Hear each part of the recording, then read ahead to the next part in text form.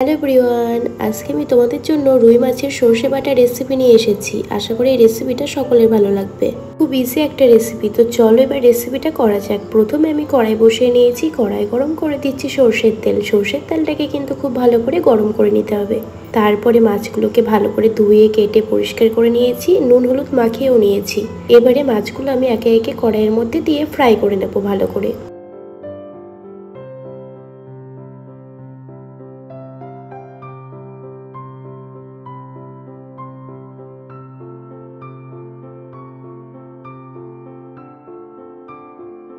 মাছগুলো এপিট ওপিট ভালো করে উল্টিয়ে পাল্টিয়ে ভালো করে ফ্রাই করে নিতে হবে।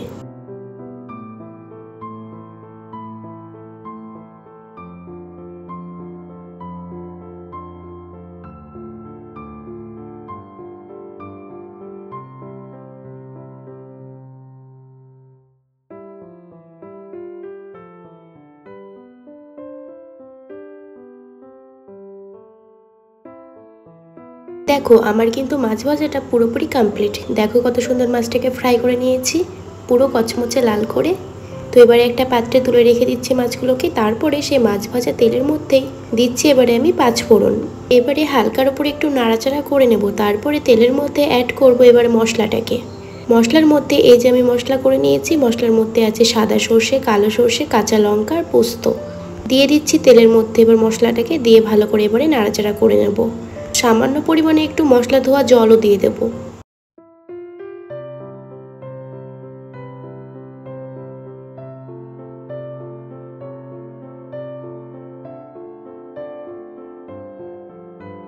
এবারে দিচ্ছি পরিমাণ মতো হলুদ গুঁড়ো আর স্বাদ অনুযায়ী দিচ্ছি লবণ। দিয়ে ভালো করে নাড়াচাড়া করে বেশ কিছুক্ষণ মশলাটাকে কষিয়ে নেব।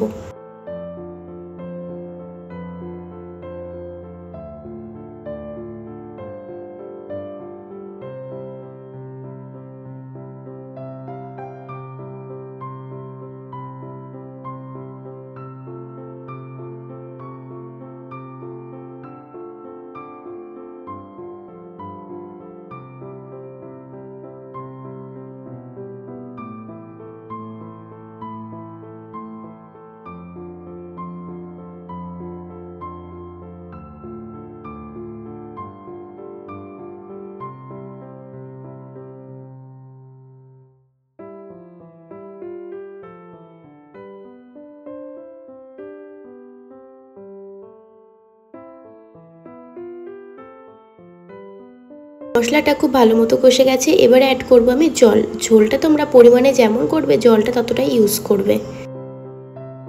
ঝোলটা আমি যতটা পরিমাণে করব জলটা কিন্তু আমি তেমনই দিলাম। এবারে একটু নাড়াচাড়া করে ভালো করে কিন্তু ফুটিয়ে নিতে হবে।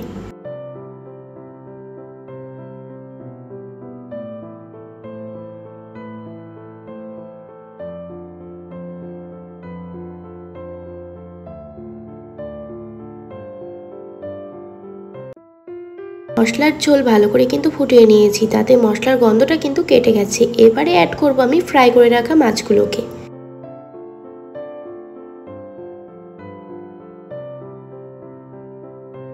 সব মাছগুলো কিন্তু আমি অ্যাড করে দিয়েছি ঝোলের মধ্যে। এবারে নাড়াচাড়া করে কিছুক্ষণ আমি ফুটিয়ে নেব। একটু ঢাকা দিয়ে করব, তাহলে বেশ তাড়াতাড়িও হবে আর একটু খেতেও কিন্তু ভালো হয়।